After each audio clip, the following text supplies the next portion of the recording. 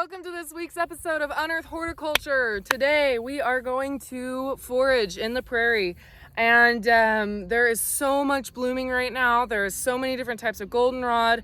There's lots of sunflower family members that are in flower, grasses are in flower, and a fan favorite, Liatris, is starting to pop up and dot the prairie.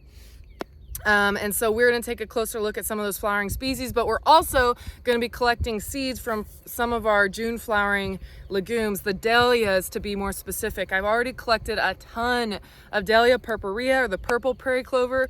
We're going to look for today Dalea multiflora, Dalea candida, and Dalea aurea. So I know the aurea is going to be a little bit harder to find, so let's get cracking. So I mentioned to you that Liatris is starting to pop up across the prairie. And what's interesting about Liatris, and I know I mentioned this before, but if this is the first time you're watching a foraging video from me, Liatris actually blooms from the top of the inflorescence downward, so from the top of the flower spike down, which is so crazy because normally as plants produce blooms, florets going up a spike, they normally have a maturity level lower on the spike, and so they open their blooms from down upward. And so Liatris is totally upside down and crazy and cool, kind of like an Alice in Wonderland flower to me in the prairie. But let's take a closer look at it. Liatris is amazing. Look at that color. Look how fat this guy is. This is like a granddaddy Liatris. So you can see that it's got florets all the way down this spike, and it even has this crazy, check that out, this crazy like spray of spikes lower down on the stem. That's why I said it's like a granddaddy Liatris. But so you can see it's got all of this way to go on flowering yet. So this you can expect to see in the prairie blooming all the way into October, which is really lovely because our prairie gets so auburn colored and beautiful in October, and this purple just pops. It really does, just like the goldenrod pops too. Purple and yellow, they're complementary, right? All right, let's crack on. All right, let's talk solidago. Solidago, otherwise known as goldenrod. This is Missouri goldenrod that I'm collecting. I like getting the short little stems because they fit better into the ornaments that I make for the holiday season. Solidago is just a really lovely flower. It's also in the sunflower family. I feel like a lot of our flowering plants this point in the season are sunflower family members because a lot of them are actually triggered by short day periods, which means that, you know, we're getting shorter and shorter days as we go into the winter season because we've already, you know, hit summer solstice. So we in horticulture, we call them short day plants, when in reality we're referring to uninterrupted long nights. So they get a longer dark period. And that's actually what triggers these guys to flower, which is kind of cool. I think it's so fascinating that plants are triggered to flower based on light and the duration of light. They have an internal clock, which is so fascinating. It's quite the science. All right. So this, what I have my head shoved into right now, is Dalea multiflora. And the way I know I can tell the difference between this and Dalea purpurea is a little bit about the growth habit. It's a little bit more shrubby, and it's got a much shorter inflorescence head, a shorter cone head. And it's also, most of the Dalea purpurea has already seeded out. And so this is a later flowering Dalea. It flowers in July. It's white. It's cute as a button. And I really want to see how it would go in production. So I'm just pulling these seed heads off of the inflorescence. They're dried and they're ready. I'm going to collect them. And these seeds are actually in holes.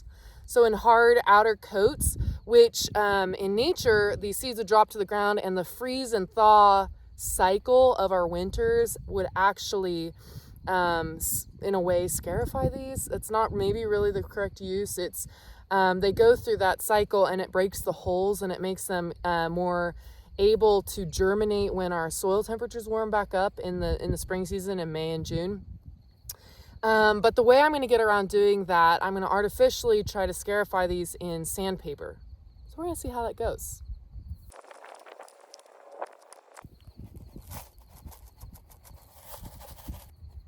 So when I get seeds home that I'm collecting, I should tell you about my process a little bit more. I kind of clean them up I sift them out, try to get any debris out, like stems or leaves that I might have accidentally collected. Make sure there's not any remaining seed heads that are gonna be a problem when I'm actually trying to seed in later in the season, in fall and spring.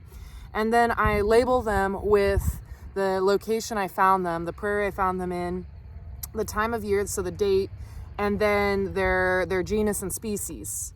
And that all allows me to kind of keep record year to year, so that I know, like, okay, this seed, first of all, I know if the germination rate starts going down, that means seed viability is going down.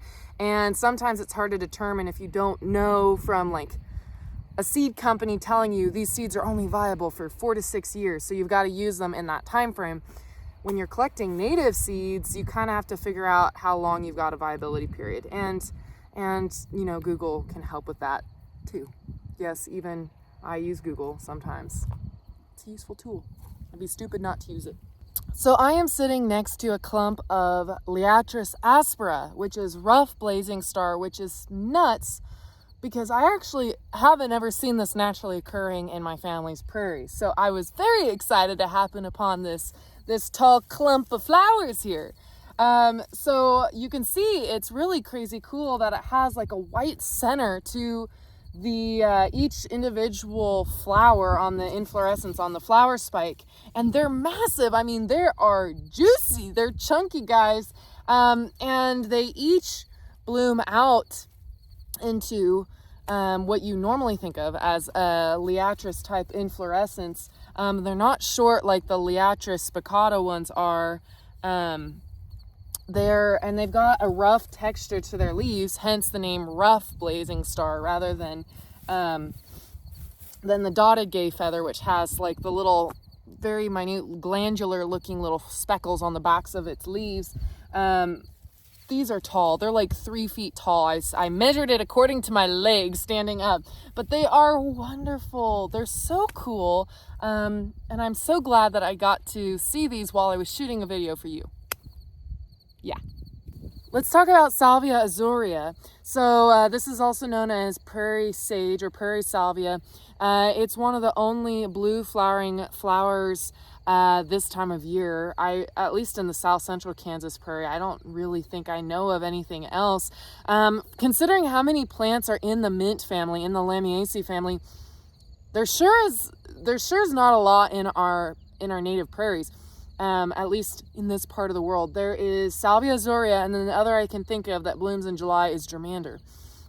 And it's got kind of a blush pink flower, but just like Liatris, it provides those cool hues that really pop in the prairie when our prairie starts to turn that auburn, earthy, warm tone. So it's another one of my favorites. I say that about every flower that I tell you about. So while I was foraging for this, I was also looking for this. This is Dalea aurea, and this is a sneaky little bugger to find because it looks like everything else in the prairie, white and fluffy, and there are not very many out here, so finding it is a struggle. But I really love it because it blooms yellow and fuzzy. Who doesn't like yellow and fuzzy? I'm pretty sure those seeds are still too green.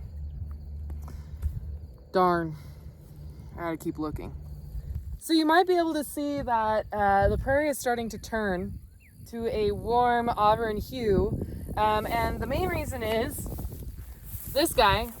This is big blue stem, and it has that turkey foot inflorescence that we know to identify this grass. And it's also it's like 4 feet tall right now, and it will get taller because we're in the tallgrass prairies, the Flint Hills, and it's pollinating right now. It's starting to pollinate, which is why a lot of us that struggle with pollen allergies get runny noses this time of year and get very sneezy. But I brave it for the greater good. Okay, this is prickly pear, and boy is it prickly. This is our native, oh, can I get one of these off? This is our native cactus here in this part of the prairie. And these little guys are the little pears. And they're not quite ripe yet. That's why I had such a hard time pulling it off this plant. They'll turn a deep red, and there's so many sodas made from these. But you can see I just broke this one open. Like, check out, ooh, look at those seeds. They're nice and juicy. But that's the fruit. It smells fruity. It actually smells good, but I know it's not ripe, so I'm not gonna try to eat it. Ugh.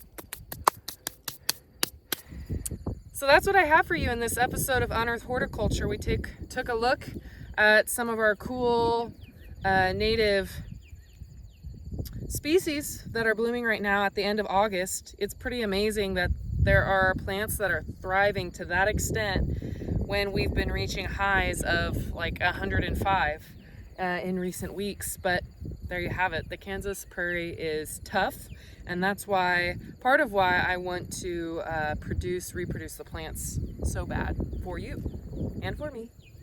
Anyways, so if you like this video, make sure you hit like and subscribe so you see future videos put out by me, yours truly.